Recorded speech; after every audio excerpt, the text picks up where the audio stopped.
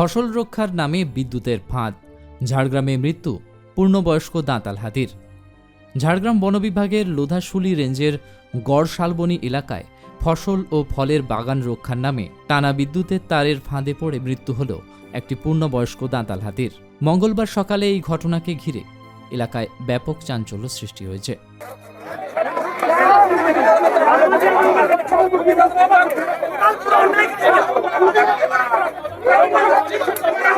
স্থানীয় সূত্রে জানা গিয়েছে, গড় শালবনীর একটি বেসরকারি ফলের বাগানের ভিতরে হাতিটিকে মৃত অবস্থায় দেখতে পান গ্রামবাসীরা।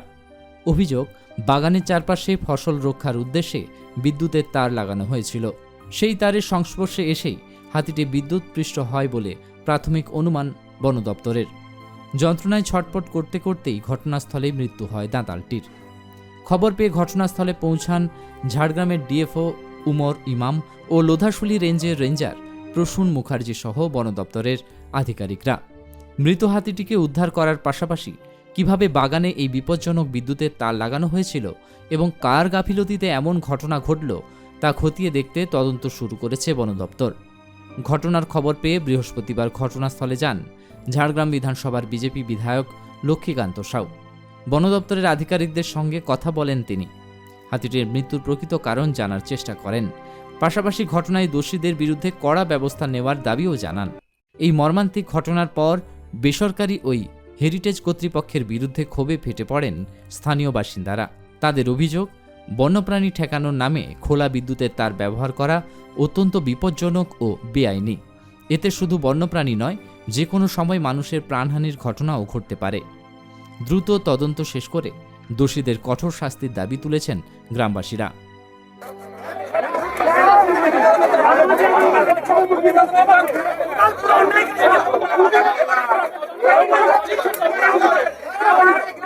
যা দেখছি বন দপ্তরের চূড়ান্ত গাফিলতি রয়েছে, যে মনিটরিং টিম রয়েছে সেই মনিটরিং টিমের প্রশ্নচিহ্ন দেখা দিচ্ছে। তবে আমার মনে হয় জনসাধারণের যেমন সচেতনতা থাকা উচিত, তার থেকেও বড় কথা বন দপ্তরের সেই সচেতনতামূলক প্রচার আরও তীব্র করা উচিত। এই যে এত বড় একটা সম্পদ নষ্ট, এতো অপূরণীয় ক্ষতি, এই মানুষের অপূরণীয় ক্ষতি। কিভাবে মারা গেছে? যতটুকু শোনা যাচ্ছে ইলেকট্রিক শকের মাধ্যমেই এই সমস্যাটি ঘটেছে।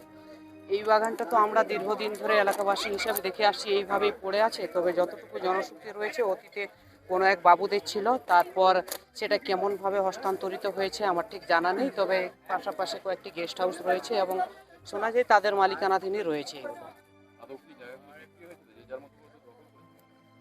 কম আমি যতটুকু জানি অতীত থেকে এইগুলো এইভাবেই চলে আসছে। আবার আশেপাশে কিছু কিছু ল্যান্ড রয়েছে যেগুলো স্থানীয় মানুষ তাদের নিজেদের মতো করে ব্যবহার করে আসছেন। তবে আমার মনে হয় এগুলো সঠিক তদন্ত হওয়া উচিত, এর প্রকৃত মালিকানা কোথায়। যদি এগুলি প্রমোটারিং হয়ে থাকে তবে তার দেখা উচিত বিষয়টা এবং এ বিষয়ে প্রশাসনের সঠিক পদক্ষেপ নেওয়া উচিত, যাতে এলাকার মানুষকে এই ধরনের সমস্যায় পড়তে না হয়। এবং আমাদের যে বনজ সম্পদ রয়েছে, হাতি এখানকার ঐতিহ্য বলা যেতে পারে, আমাদের সম্পদ, এগুলো নিয়ে আমাদের গর্ব রয়েছে এবং এলাকার একটা পর্যটনে এদের তীব্র ভূমিকা রয়েছে। এগুলি যাতে সংরক্ষণ করা যায় এবং এদেরকে যাতে সুষ্ঠুভাবে পরিচালনা করা যায়, হাতি মানুষের জনসংযোগ যাতে সমস্যা সৃষ্টি না করে হাতিও বাঁচুক, মানুষও বাঁচুক, বন্য সম্পদ বাঁচুক, বন্য প্রাণী বাঁচুক, মানুষের সহাবস্থান অতীতকাল থেকে যেভাবে চলে আসছে সেটা স্থায়ীভাবে বজায় রাখুক। বিগত সরকার যা করে গেছে সে নিয়ে আমরা মুখ খুলতে চাই না, বা যা করে গেছে সেটা আমরা প্রত্যেকেই জানি। নতুন সরকারের কাছে আমার করজোড়ে আবেদন থাকছে এই বিষয়গুলি যেন ওনারা দেখেন এবং দৃঢ় পদক্ষেপ গ্রহণ করেন। মোট কথা, সচেতন বার্তা অবশ্যই আমাদের প্রয়োজন রয়েছে। সবটা সরকারের উপর দোষ চাপিয়ে দিলেও তো হয় না। এলাকার মানুষ হিসাবে, শিক্ষিত সাধারণ মানুষ হিসাবে সেই দায়ভার কিছুটা আমাদেরকেও নিতে হয়। আমরা তো সকালবেলা একটা ফোনে খবর পেয়েছি, ছবি পেয়েছি, আর এরা এই হাতিটা কালকে আমাদের কাছেই বাড়ি, কালকে 9:30 নাগাদ ছিল, ওখানে এসে আমঠাম খেয়ে গেছে। কখন মারা গেছে?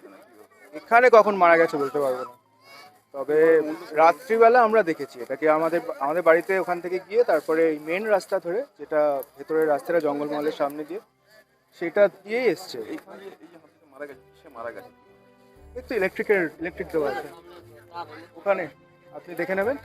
ওখানে একদম তারের মধ্যে, গাছের মধ্যে তার বাঁধা ছিল ইলেকট্রিকের। তো সেটা আমরা চাইছি যে যেই করে থাকুক তাকে যেন আইন যেরকম বলে সেরকম ব্যবস্থা নিশ্চয়ই নেওয়া হয়। কারণ আমরা এখানে হাতি খুব ভালোবেসেই থাকি, এখানে কোনোদিন কোনো অসুবিধা হয়নি। তো এরকম ইলেকট্রিক আগে কয়েকবার হয়েছে, তখন আমরা বন্ধ করিয়েছি বলে এটা আমরা মেনে নেব না। তো যে করেছে সে তার শাস্তি হবেই। কি নাম আপনার? আমার নাম অভিজয় গুপ্ত। তবে হাতিটা মারা গেল কিভাবে? আপনারা কখন খবর পেয়েছেন? আমরা ভোরের দিকে খবর পেয়েছি, সঙ্গে সঙ্গে আমরা ঘটনাস্থলে পৌঁছেছি। এখন পোস্টমর্টম না হলে তো বুঝতে পারা যাবে। সেক্ষেত্রে কি মনে হচ্ছে, আপনাদের কি মনে হচ্ছে? দেখুন, পোস্টমর্টম ছাড়া আমরা বলতে পারবো না, তো দেখা যাক, বাকি কাজ করছি। যেটা মানুষ Investigation করছি। শটে মারা গেছে, সেক্ষেত্রে যদি এটা হয়ে থাকে কি ব্যবস্থা নেওয়া হবে? অবশ্যই ব্যবস্থা হয়তো স্যার ডিএফও স্যার সেটা ভালো বলতে পারবেন।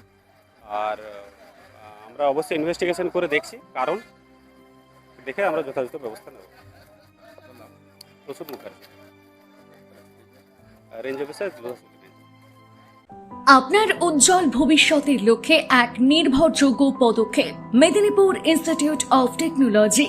আমাদের কেশিয়ারি সেন্টারে বর্তমান সেশনে বিভিন্ন টেকনিক্যাল কোর্সে ভর্তি চলছে। আমাদের এখানে রয়েছে fitter, electrician, automobile engineering, computer hardware এবং এসি ফ্রিজ রিপেয়ারিং সহ আরও অনেক কর্মমুখী কোর্স।